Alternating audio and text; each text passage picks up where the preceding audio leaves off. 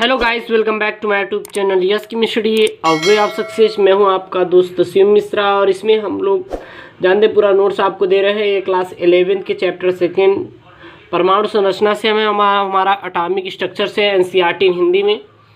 तो अगर आपको ये नोट्स चाहिए तो आप हमारे व्हाट्सएप नंबर पर आप कॉन्टेक्ट कीजिए, मैं आपको फ्री में नोट्स दे दूँगा। ठीक है, बिल्कुल बेनिश्चिंत रहिए। आज का हमारा जो टॉपिक होने वाला है वो है हमारा परमाणु का नाभिक। परमाणु का नाभिक हमारा क्या होता है? तो परमाणु समस्त द्रव्यमान लगभग समस्त भार उसके केंद्र में संचित होता है, जिसे परमाणु का नाभिक कहते हैं। परमाणु नाभिक क्या होता है? परमाणु का लगभग समस्त द्रव्यमान लगभग समस्त भाग जो उसके कहाँ पर संचित होता है, उसके हमेशा केंद्र पे संचित होता है, जिसे हम परमाणु का नाभिक कहते हैं। तो याद रखिएगा, परमाणु नाभिक आएगा तो बताइएगा कि परमाणु का लगभग समस्त द्रव्यमान एवं समस्त भार उसके केंद्र में संचित होता है, जिसे परमाणु का नाभिक कहा जाता है। नाभिक में न्यूट्रॉन और प्रोटॉन पाए जाने की संभावना होती है, उससे हम परमाणु का नाभिक कहते हैं। यानी कि नाभिक में ही हमेशा न्यूट्रॉन और प्रोटॉन पाए जाने की संभावना होती है, बाकी और कहीं पर भी ये हमारी नहीं होती। परमाणु नाभिक का आकार परमाणु की तुलना में लगभग 10,000 गुना छोटा होता है।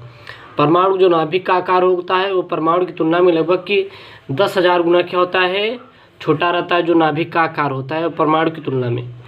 परमाणु नाभिक का आकार कितना होता है? परमाणु नाभिक का आकार जो होता है वो 10⁻13 सेंटीमीटर 10⁻15 मीटर तक होता है। वहीं पे परमाणु का आकार बात करें 10⁻8 सेंटीमीटर से 10⁻10 मीटर तक ही होता है। ठीक है ना, इतना आप लोग ध्यान दीजिएगा। और देखिए, परमाणु नाभिक में न्यूट्रॉन एवं प्रोटॉन पाए जाते हैं, जिसे एक साथ न्यूक्लियन कहते हैं। जो परमाणु का नाभिक होता है वहाँ पे न्यूट्रॉन और प्रोटॉन पाए जाते हैं, जिसे अगर एक साथ बात करें तो उसे हम लोग न्यूक्लियन कहते हैं। न्यूक्लियन बराबर क्या होता है? प्रोटॉन धन न्यूट्रॉन। न्यूक्लियन का जो मान क्या होता है वो प्रोटॉन और न्यूट्रॉन के योग के बराबर होता है। यानी कि प्रोटॉनों और न्यूट्रॉनों के सामूहिक नाम को न्यूक्लियन कहा जाता है, ऐसे भी कह सकते हैं। यहाँ पे वही हमारा है कि परमाणु नाभिक में न्यूट्रॉन और प्रोटॉन पाए जाने की संभावना होती है, जिसे एक साथ न्यूक्लियन कहते हैं। ठीक है ना। नेक्स्ट है हमारा वहीं पे हमारे यहाँ पे अगला देखिए, यहाँ पे हमारा है परमाणु नाभिक का धनावेश नाभिक में उपस्थित प्रोटॉन के कारण होता है। जो परमाणु नाभिक का जो धनावेश होता है वो हमेशा उसमें प्रोटॉन उपस्थित होता है, उसी कारण जो परमाणु नाभिक कैसा होता है? धनावेशित होता है। अगर उसमें प्रोटॉन ना रहे तो वो धनावेशित ना रहे। अब एक्चुअली में क्योंकि परमाणु के नाभिक में प्रोटॉन और न्यूट्रॉन पाए जाते हैं और हमारा न्यूट्रॉन पर कोई आवेश नहीं होता, लेकिन प्रोटॉन पे क्या होता है? धन आवेश होता है। इसलिए नाभिक हमारा क्या होता है? धनावेश होता है। ठीक है ना। परमाणु नाभिक का द्रव्यमान नाभिक में उपस्थित प्रोटॉन और न्यूट्रॉन के कारण होता है। जो परमाणु नाभिक का जो द्रव्यमान होता है वो नाभिक में उपस्थित प्रोटॉन और न्यूट्रॉन के कारण ही हमारा परमाणु के नाभिक का द्रव्यमान होता है। तो याद रखिएगा, परमाणु नाभिक का द्रव्यमान नाभिक में उपस्थित प्रोटॉन और न्यूट्रॉनों के कारण ही होता है। परमाणु नाभिक में न्यूट्रॉन एक अस्थायी मूलकण उपस्थित होते हैं, जो स्वतः विघटित होते रहते हैं, जिसकी अर्धायुकाल 20 मिनट तक होती है। तो परमाणु नाभिक में जो न्यूट्रॉन होते हैं ये एक हमारे क्या होते हैं? अस्थायी मूलकण उपस्थित होते हैं, जो स्वतः क्या होते रहते हैं? विघटित होते रहते हैं, और जिसकी अर्धायुकाल कितनी होती है? वो हमारी 20 मिनट की ही इसकी अर्धायुकाल होती है। परमाणु नाभिक में समान धनावेश प्रोटॉनों के मध्य प्रतिकर्षण बल उत्पन्न करते हैं। जो परमाणु नाभिक में समान धनावेश जो होते हैं, समान धनावेश वाले प्रोटॉनों के मध्य प्रतिकर्षण बल उत्पन्न होता है, जिसे नाभिक बांधे रखने के लिए इसके विपरीत एक बल कार्य करता है, जिसे हम लोग क्या कहते हैं? नाभिकीय बल नाम दिया गया है।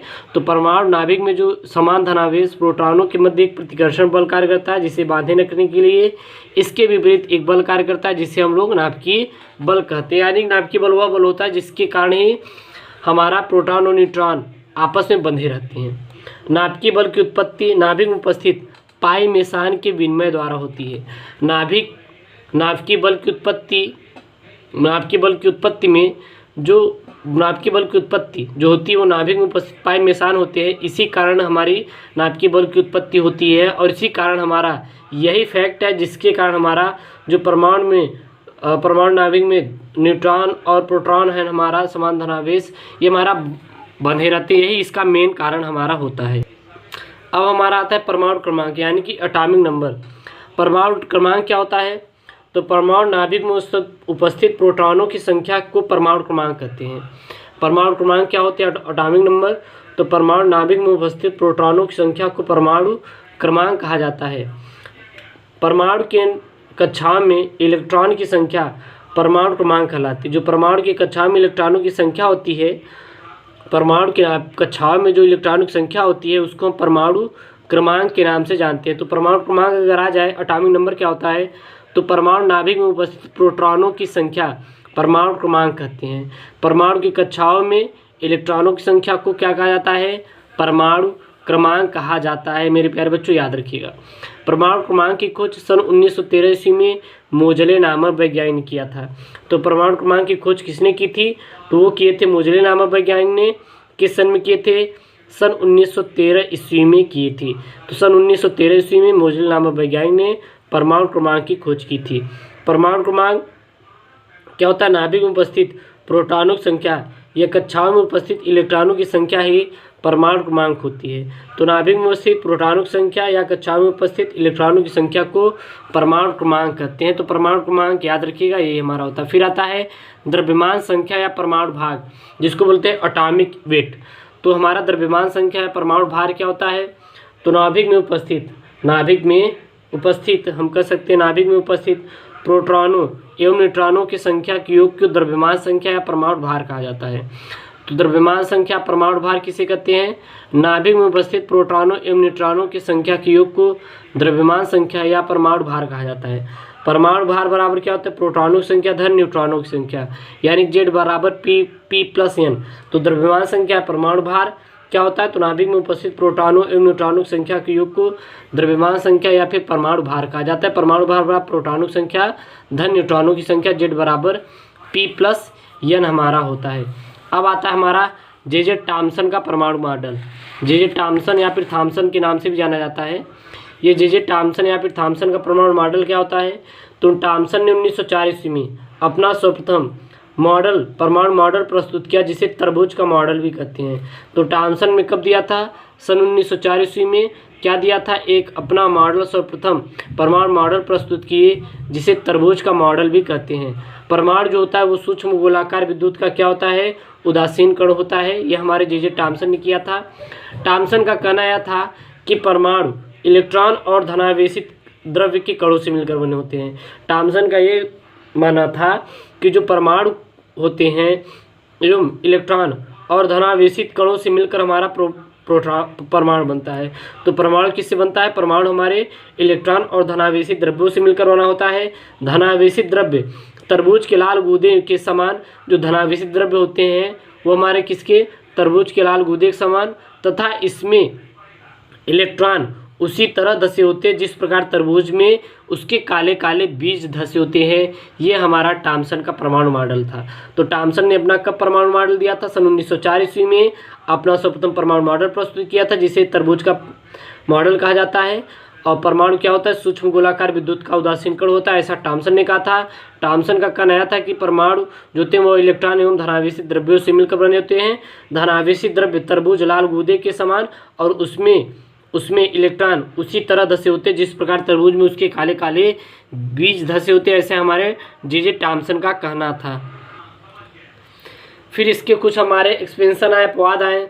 तो थॉम्सन का जो परमाणु मॉडल था हमारे रेखीय स्पेक्ट्रम की व्याख्या नहीं करता, इसलिए रदरफोर्ड ने अल्फा कणों के प्रकीर्णन प्रयोग करके थॉम्सन के परमाणु को दोषपूर्ण सिद्ध कर दिया था। तो लेकिन वैसे अगर देखा जाए, थॉम्सन ने अपना मॉडल प्रस्तुत तो किया था, लेकिन उनके मॉडल को क्या अमान्य ठहरा दिया गया। क्यों? क्योंकि हमारा जो थॉम्सन का परमाणु मॉडल था यह रेखीय स्पेक्ट्रम की व्याख्या नहीं करता था, इसलिए हमारा जो थॉम्सन का परमाणु मॉडल इसको क्या सिद्ध कर दिया गया? दोषपूर्ण सिद्ध कर दिया गया। अब हमारे आए रदरफोर्ड का परमाणु मॉडल क्या होता है? रदरफोर्ड के अनुसार परमाणु सूक्ष्म गोलाकार विद्युत का उदासीन कण होता है। परमाणु निम्नलिखित दो भागों से बने होते हैं। रदरफोर्ड का परमाणु मॉडल क्या होता है? तो रदरफोर्ड का परमाणु मॉडल, रदरफोर्ड के अनुसार परमाणु सूक्ष्म गोलाकार विद्युत का क्या होता है? उदासीन कण होता है। परमाणु निम्नलिखित दो भागों से मिलकर बने होते हैं। पहला हमारा धनावेशित नाभिक और दूसरा नाभिक के चारों ओर का वह क्षेत्र जिसमें हमारे कक्षाओं में इलेक्ट्रॉन क्या होते हैं? उपस्थित रहते हैं। तो रदरफोर्ड का परमाणु मॉडल हमारे रदरफोर्ड का परमाणु मॉडल हमारा क्या था, तो परमाणु सूक्ष्म गोलाकार विद्युत का उदासीन कण होता है और परमाणु दो भागों से निर्मित होता है। पहला धनावेशित नाभिक और दूसरा हमारा क्या था, नाभिक के चारों का वह वृत्ताकार क्षेत्र जिसमें हमारे इलेक्ट्रॉन कक्षा में क्या करते रहते हैं, गति करते रहते हैं। अगर देखा जाए तो परमाणु की नाभिक की त्रिज्या हमारे रदरफोर्ड के अनुसार 10⁻13 सेंटीमीटर या फिर 10⁻15 मीटर तक होती है। परमाणु की त्रिज्या कितनी हो, 10⁻8 सेंटीमीटर या 10⁻- कितना हमारा 10 मीटर होती है।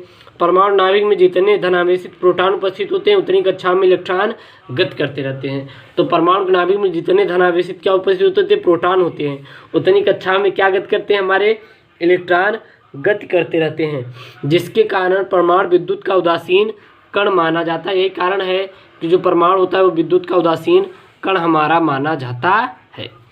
जिस प्रकार सूर्य के चारों ओर नवग्रह उपग्रह चक्कर लगाते हैं, ठीक उसी प्रकार नाभिक के चारों ओर वृत्ताकार कक्षाओं में इलेक्ट्रॉन गति करते हैं। जिस प्रकार बात करें जो सूर्य होता है, सूर्य के चारों ओर नवग्रह उपग्रह चक्कर लगाते हैं, ठीक उसी प्रकार सेम इसी तरह का जो नाभिक के चारों ओर कक्षाओं में हमारे क्या इलेक्ट्रॉन क्या करते रहते हैं, गति करते रहते हैं। नाभिक के द्वारा वृत्ताकार कक्षाओं में गति कर रहे इलेक्ट्रॉनों पर एक आकर्षण बल कार्य करता है जिसे अभिकेंद्र बल कहा जाता है। नाभिक के द्वारा वृत्ताकार कक्षाओं में गति कर रहे इलेक्ट्रॉनों पर एक क्या करता है, हमारा आकर्षण बल कार्य करता है जिसे अभिकेंद्र बल कहते हैं। ठीक उतना ही अभिकेंद्र बल के बराबर इलेक्ट्रॉन पर एक बाहर की ओर बल कार्य करता है जिसे हम अपकेंद्र बल कहते हैं, और जिससे के कारण ही इलेक्ट्रॉन कक्षाओं में संतुलन की अवस्था में बने रहते हैं। यही मेन कारण होता है कि हमारा जो इलेक्ट्रॉन होते हैं ये कक्षाओं में हमारे संतुलन की अवस्था बने रहते हैं। अब हम लोग जानते हैं रदरफोर्ड के परमाणु मॉडल के दोष, क्या क्या इनके दोष थे। अब हमारा आता है रदरफोर्ड के परमाणु मॉडल को दोष, क्या क्या इनके दोष थे। तो यह जो परमाणु मॉडल होती है स्थायित्व की व्याख्या नहीं करता, इसलिए हमारे रदरफोर्ड के परमाणु मॉडल को अमान्य ठहरा दिया गया था। यह मॉडल इलेक्ट्रॉनों की संख्या की व्याख्या नहीं करता, इसलिए रदरफोर्ड के परमाणु मॉडल को अमान्य ठहरा दिया गया। यह मॉडल जीवान प्रभाव की व्याख्या नहीं करता, इसलिए रदरफोर्ड के परमाणु मॉडल को हमारा दोषपूर्ण सिद्ध कर दिया गया। तो ये हमारे कुछ पॉइंट थे, इसको नोट कर लीजिए। और ऐसे ही वीडियो पाने के लिए चैनल को सब्सक्राइब करें। पूरा नोट्स हमारा सिलेबस के सहित देंगे, सभी वीडियो आप प्लेलिस्ट में वॉच कर लीजिए। ओके दोस्तों, थैंक यू, जय हिंद।